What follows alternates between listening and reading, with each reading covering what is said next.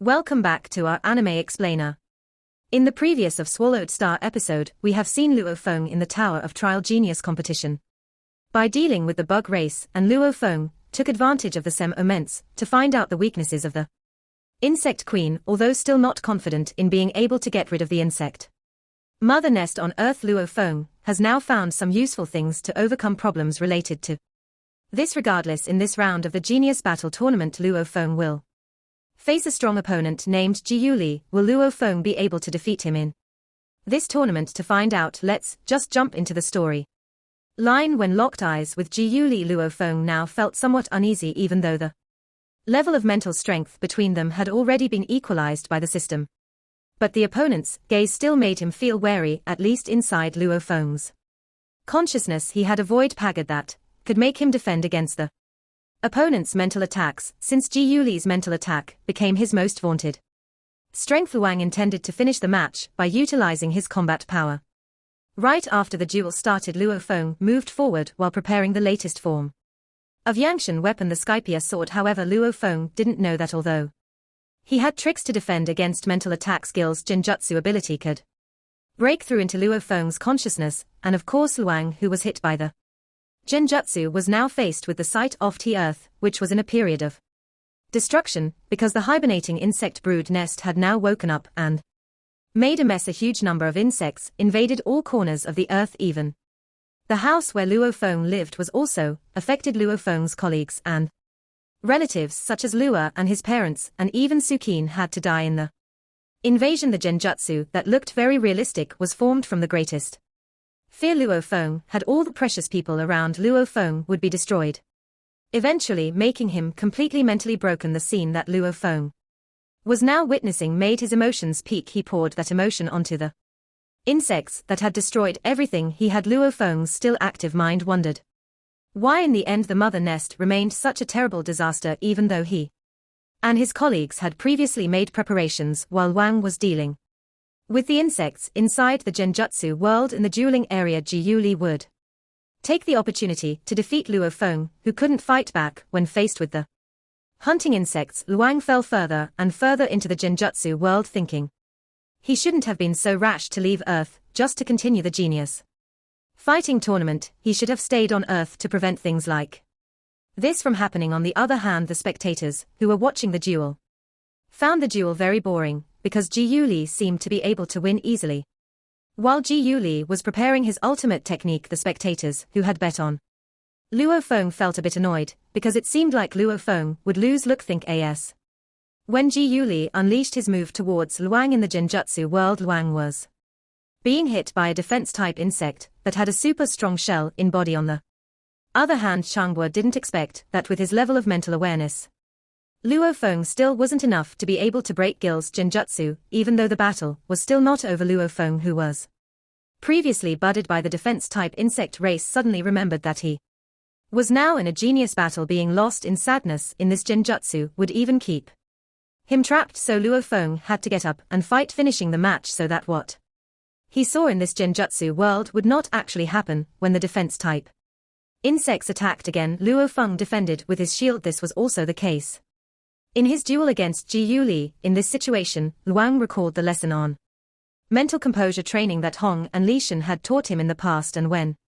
applying the method, Luo Feng was able to break the opponent's Genjutsu and regain consciousness, making Ji Yuli almost unable to believe that Luo Feng could be freed so quickly. Not giving up so easily, Ji Yuli then increased the intensity of his mental attacks, but unfortunately the same technique would no longer be useful for Luo Feng. The fight was over when Luo Feng attacked back with a guy-piercing sword to the opponent. The audience was shocked when they saw Luo Feng, who managed to turn things around in a difficult situation, because Luo Feng's level of mental awareness looked so great. Henceforth, some spectators intended to place their bets on Luo Feng from the start of the genius battle. This was also the first time that someone was able to destroy Ji Yuli's Genjutsu technique.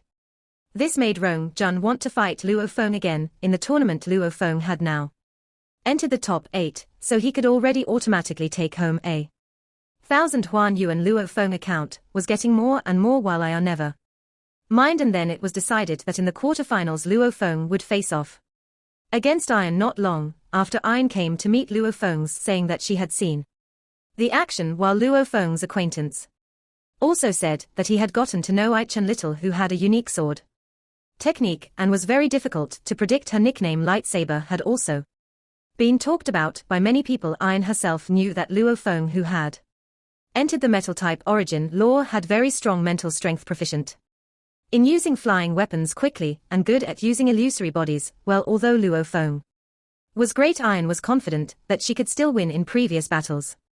This woman had always been able to win in an easy way. This was why Luo Feng still didn't know exactly what Ian's ultimate skill was. Without lingering, the day of Luo Feng's battle against Ian finally arrived. After seeing Luang, who looked very nervous, Ian gave a little long-distance peck. The fight began, with the opponent immediately unleashing a series of slashing attacks. The unpredictable fast attack could not be stopped by Long, who was thrown away from here. Luang discovered that if Ian utilized light distortion as camouflage when attacking, was that indeed the main card possessed by the woman? If that was the case, then Luo Feng seemed to be able to stop her. What Ian did was similar to what Hong did, which was using a light type origin law from the previous attack. Luo Feng's had also been able to quite accurately read the weakness of light distortion with his mental power, so now he could block the opponent's attack. But it was a pity that what Ian showed was not the mainstay card she kept all this time. When Luang intended to counterattack, suddenly his body couldn't move, making his attack stalled, and it was Ian who got the moment to land an attack. Fortunately, Luang could still move his hands slightly, adjusting Yanan's weapon to minimize the damage received. It was from here that Luang finally learned that the main state card possessed by was the time type origin law and development of the light type origin law. Although the duration of using the ability was quite short, it was enough to make all of Luo Feng's attacks futile. Many people were increasingly falling in love with Ian, who had only reached the peak of the late star level, but she already possessed the ability to stop time. It was indeed fitting to be called a genius. Barbata was shocked, because from her calculations Luo Feng's defeat rate was 99.93%, a number that was rather impossible for Long to win. The fight resumed normally, and attack after attack between Luo Feng and Ian continued to occur. Since the opponent did not use her ability to defeat Luang quickly, it was certain that could not stop time. Repeatedly, there was a cooldown time in the use of Ai Chen's signature technique.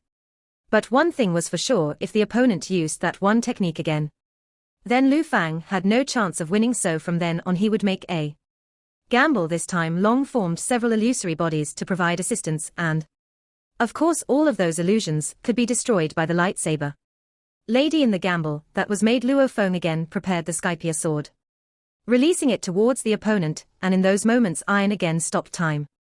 This woman recognized that Luo Feng's attacks were extremely powerful, but unfortunately for her, when all of Luo Feng's attacks were stopped in time, any attack would be useless. The final attack was launched by the opponent, but who would have thought that Luang could still use the mental attack, poor soul, seal, making Ian unable to move for a short time, and finally Luang released an execution attack on her. With that, the battle between the two came to an end, the gamble made by Luo Feng yielding a surprising result. While the audience was silently digesting what had just happened, Luo Feng was declared victorious and made it into the semifinals. Li Shan, who learned the news of Luo Feng's victory, looked so happy, but everything was still not over. As for the next battle, it was Rong Jun against Bolin. One of the two people will then become Luo Feng's opponent. Rong Jun himself had defeated Luo Feng, while Bolin was the one who was predicted to be the irreplaceable champion in this genius battle. Whoever the winner is, it will definitely be a big challenge for Luo Feng, said Ian, who appeared beside Luang.